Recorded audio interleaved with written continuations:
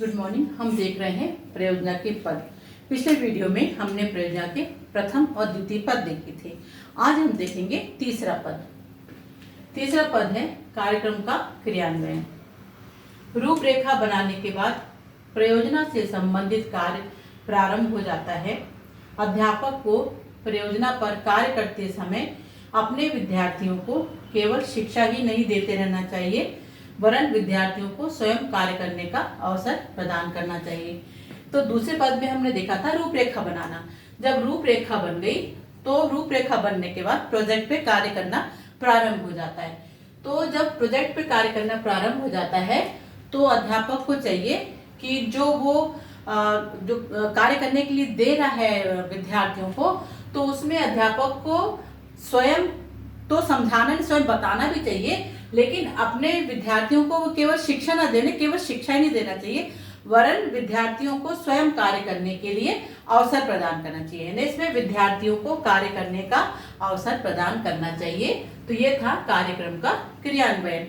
यानी रूपरेखा बन गई, अब उस पर कार्य प्रारंभ होगा। तो जो कार्य प्रारंभ हो रहा उसमें शिक्षक स्वयं ही ना कुछ समझाए, बल्कि विद्यार्थियों को व्यक्तिगत रूप से कार्य करने का अवसर प्रदान करना चाहिए।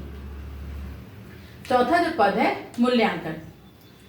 कार्य पूरा होने के बाद प्रयोजना के उद्देश्यों के आधार पर उसका मूल्यांकन किया जाता है तथा गलतियों पर विचार विमर्श करने के बाद उन्हें सुधारने का प्रयास किया जाता है।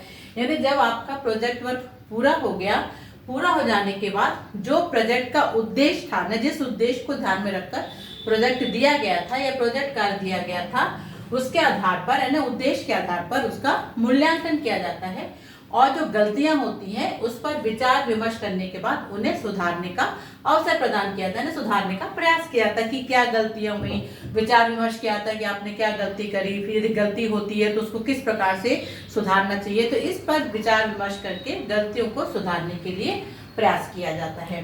और जो पांचवा पद है प्रयोजना का आलेखन। तो ये पद पूरा हो जाने के बाद अंत में विद्यार्थियों को प्रयोजना से संबंधित सभी आलेख अपने पास सुरक्षित रखने चाहिए, यह इसका आवश्यक पद है। यानी पूरी प्रयोजना कंप्लीट हो गई तो अभी जो प्रयोजना जो कार्य उसने किया उसका एक आलेखन होना चाहिए, लिखित रूप में आपका प्रोजेक्ट वर्क होना चाहिए। तो जब ये लिखित रूप में होता है तो वो विद्यार्थियों के पास सुरक्षित रहता है और ये बहुत जरूरी है, क्योंकि जो भी आपने प्रोजेक्ट कार्य किया उसका लिखित प्रमाण होना चाहिए। तो इस प्रकार हमने देखा प्रयोजना के जो पद है वो 5 पद है। तो इसके पहले के जो 2 पद थे हमने अगले वीडियो में देखा था, पिछले वीडियो में देखा था, और आज हमने देखे तीसरे पद। तो बने रहिए मेरे साथ, मिलते हैं अगले वीडियो में। Thank you.